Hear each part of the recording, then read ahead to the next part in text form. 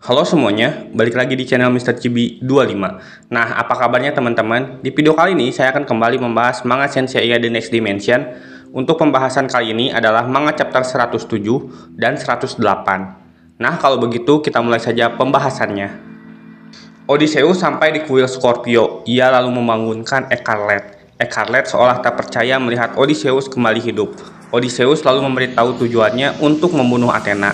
Ia mengajak Scarlet untuk membantunya. Scarlet tampak kaget mendengar tujuan Odysseus. Odysseus mengajak Scarlet berjalan di sampingnya. Scarlet pun menyetujui ajakan Odysseus. Hal tersebut dikarenakan Scarlet tidak bisa mengukur seberapa berhutang budinya Scarlet kepada Odysseus. Jika itu bukan karena Odysseus, tubuh Scarlet sudah lama menghilang. Odysseus mengorbankan cinta dan dirinya sendiri untuk memberi Scarlet darah emas. Berkat itu, ia masih hidup sampai hari ini. Namun, Scarlet melihat Odysseus yang sekarang bukan lagi orang yang sama seperti yang dulu ia kenal. Odysseus yang sekarang telah mencuri tubuh Odysseus yang Scarlet kenal. Yang ada di hadapannya sekarang hanyalah seorang iblis, sehingga Scarlet tak akan membiarkan monster sepertinya mendekati Athena. Apapun yang terjadi, Scarlet tidak akan memberikan jalan. Odysseus memperingatkan, jika Scarlet berani menentangnya dan berdiri di jalan Odysseus, maka Scarlet akan kehilangan segalanya. Dengan pendirian yang teguh, Scarlet menjawab ia sudah siap menerima semua resikonya. Odysseus kembali memperingatkan bahwa darah yang mengalir di tubuh Scarlet sepenuhnya milik Odysseus. Jika Scarlet masih bersikeras menentang Odysseus, semua darah Scarlet akan tumpah di sini. Dan ketika semua darah Scarlet telah tumpah, tubuh Scarlet akan lenyap. Scarlet dengan sangat sadar mengetahui akan hal itu. Ia masih akan tetap dalam pendiriannya. Maka dari itu ia akan mengembalikan hadiah darah dari Odysseus. Karena sudah memperingatkan beberapa kali, Odysseus akan mengambilnya kembali darah yang ada pada tubuh Scarlet. Odysseus lalu menggerakkan tongkatnya dan memanggil darah emasnya. Seketika darah di tubuh Scarlet keluar. Scarlet nampak kesakitan. Meskipun begitu, Scarlet masih dalam posisi menjaga agar Odysseus tidak bisa lewat apapun yang terjadi. Odysseus menyebut Scarlet bodoh. Sekarang pembuluh darahnya telah pecah di seluruh tubuh Scarlet. Darah memancar keluar tanpa henti. Odysseus kembali memperingatkan sebelum terlambat dan memikirkannya baik-baik agar Scarlet mau bergabung bersamanya. Meskipun dalam keadaan kesakitan, Scarlet tetap menolak. Ia melihat celah pada Odysseus, kemudian melancarkan serangan Antares tepat ke dadanya Odysseus. Dari kejauhan, Iki melihat Crimson Cosmo dan benturan kekuatan Odysseus dan Scarlet. Iki melihat Odysseus akan segera sampai di kuil Ophiuchus. Akan tetapi, para sen emas masih tertidur. Iki mengira jika semua sen emas dari 12 kuil telah dilumpuhkan, maka hanya tinggal para sen perunggu dari masa depan untuk melindungi Athena. Adapun pedang pembunuh dewa yang dibawa Iki, akankah benar-benar Iki gunakan untuk melawan Athena? Iki masih memikirkannya. Serangan Scarlet ternyata tidak bisa menggores Odysseus sedikit pun. Meskipun Scarlet tidak bisa mengalahkan Odysseus dengan jarum merahnya, setidaknya Scarlet melihat Odysseus yang pernah ia kenal untuk saat-saat terakhirnya. Scarlet tidak meminta lebih. Apa yang ia lakukan sekarang adalah seperti yang Odysseus ajarkan padanya dulu. Scarlet sudah mencoba untuk melindungi Athena, bahkan jika ia tidak memiliki kekuatan untuk itu, bahkan jika Scarlet harus mati, ia tidak menyesal. Sambil perlahan menghilang, Scarlet meminta kepada Odysseus untuk menyelamatkan hidup Athena. Scarlet pada akhirnya menghilang, tepat di hadapan Odysseus. Odysseus memuji bahwa Scarlet adalah seorang sen sejati. Lord Scorpio tiba-tiba menyatu kembali dan masih mencoba menghalangi jalan Odysseus. Odysseus sangat memahami tekad Scarlet yang sangat teguh. Hei, Asklepios berbicara dari tubuh Odysseus. Menurut Asklepios, ini adalah akhir dari segalanya. Odysseus telah bekerja keras sampai sekarang. Menurut Asklepios, sekarang saatnya giliran Odysseus untuk menghilang. Asklepios lalu mengucapkan selamat tinggal, karena tubuh Odysseus sekarang milik Asklepios. Asklepios akhirnya menguasai tubuh Odysseus seutuhnya. Ia lalu menghancurkan Lord Scorpio yang menghalanginya. Sekarang tidak ada yang bisa menghentikan Asklepios lagi.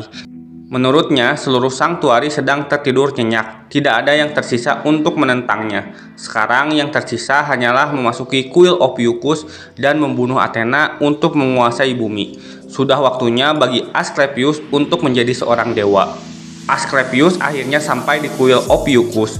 Dulu di era mitos, Asklepios biasa memberikan bantuan kepada semua manusia, menyembuhkan mereka yang menderita luka dan penyakit. Tetapi Athena melarangnya dan menjauhkannya ke jurang dunia bawah.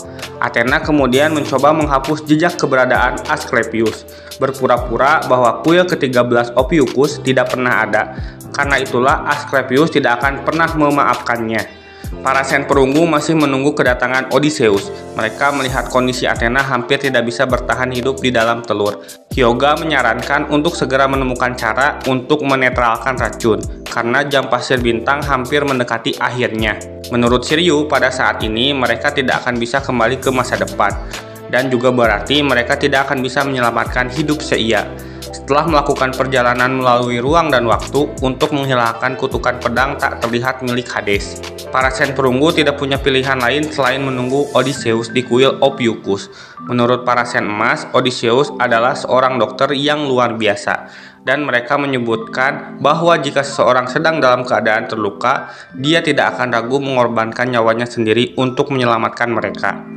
Shiryu menegaskan mereka harus memiliki keyakinan padanya. Hyoga pun yakin dia akan menyelamatkan Athena. Tiba-tiba terdengar suara tawa sambil mengejek para sen perunggu yang berkumpul seperti sekelompok serangga. Shiryu lalu bertanya, apakah kamu yang mereka sebut Odysseus? Asklepios menjawab, aku khawatir Odysseus sudah tidak ada lagi. Namaku Asklepios dan aku pemilik sepenuhnya. Asklepios menyuruh para sen perunggu untuk minggir, karena Asklepios ingin segera membunuh Athena. Ia juga menyebut para sen perunggu sebagai cacing pengganggu. Para sen perunggu lalu membentuk formasi untuk melindungi Athena. Mereka tidak akan membiarkan Asklepios untuk menyentuhnya. Hanya dengan sekali serang, Shiryu, Hyoga, dan Shun dibuat tumbang dengan mudah. Menurut Asklepios, ia tahu bahwa Asklepios tidak berbagi kasih sayang seperti Odysseus. Yang ia miliki adalah kekuatan untuk menghancurkan serangga seperti para sen Athena. Asklepios lalu mendekati Athena. Ia kemudian berterima kasih padanya. Karena berkat Athena datang dari masa depan, ruang dan waktu terdistorsi, dan alam semesta telah berubah menjadi kacau, sehingga Asklepios dapat bangkit dari penjara Tartarus. Sekarang, karena menurut Asklepios Athena tidak berguna, mulai sekarang ia yang akan menguasai bumi. Asklepios dengan senang hati akan membuat Athena keluar dari cangkang yang melindunginya. Asklepios lalu mengambil ancang-ancang dengan penuh kekuatan. Ia menghancurkan cangkang yang menutupi Athena. Shiryu khawatir racun Samael akan menyebar ke seluruh tubuhnya dan membuat Athena segera mati. Para sen perunggu tidak bisa berbuat apa-apa.